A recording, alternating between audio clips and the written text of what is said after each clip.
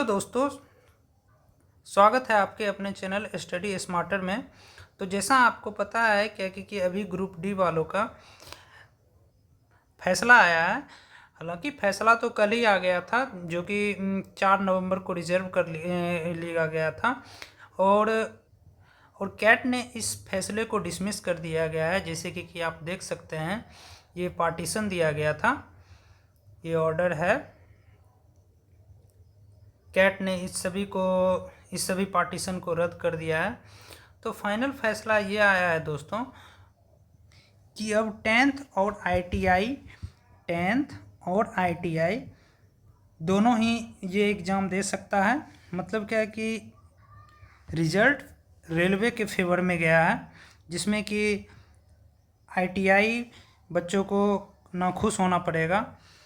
और 10th वाले भाई साहब तो बहुत ही ज़्यादा खुश हैं, जो कि ITI वाले के साथ बहुत ही गलत हुआ। और आप लोग ज़्यादा स्ट्रेस ना ले, इस बार सभी का होना ही होना है। और सबको अब ये लग रहा था कि अब कैट तो फैसला दे दिया है, अब हाई कोर्ट में जाएंगे और हाई कोर्ट अपना रिपोर्ट देगा। फिर उसके बाद पता नहीं एग्ज़ाम कब होगा, नहीं होगा। तो सब ये बहुत सारे स्टूडेंट यही सोच रहे थे।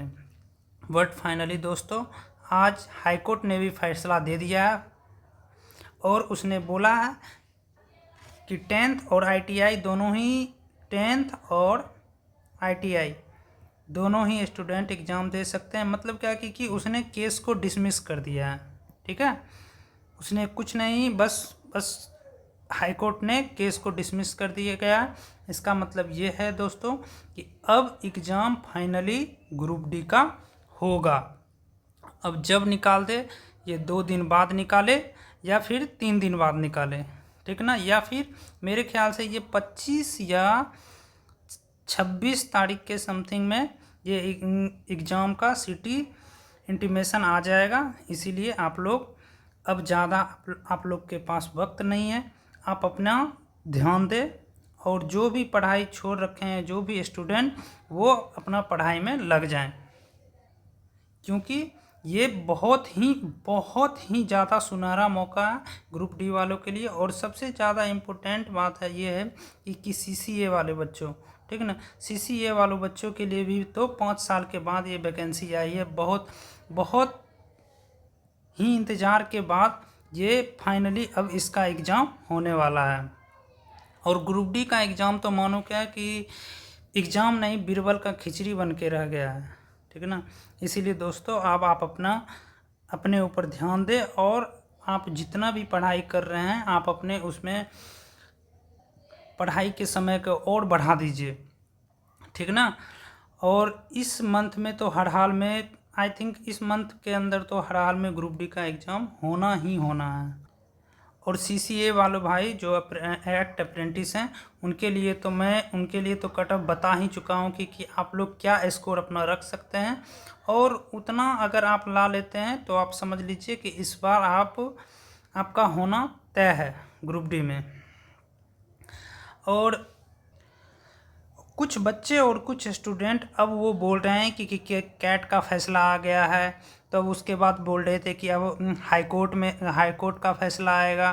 फिर उसके बाद हाई कोर्ट ने फैसला दे दिया है, तब वो लोग बोल रहे हैं क्या कि सुप्रीम कोर्ट जाएंगे। भाई, ये सब करने से कुछ नहीं होने वाला है। ऐसे में बस बच्चों का कैरियर ख़राब होगा और उनका समय नष्ट होगा। इसीलिए आप सभी स्टूडेंट और जो भी हमारे टीचर हैं, सभी से रिक्वेस्ट है कि प्लीज़ अब कहीं पर कोई सुप्रीम कोर्ट कहीं कुछ नहीं, बस अब एग्ज़ाम होने दिया जाए। क्योंकि सभी बच्चों का एज भी निकल रहा है।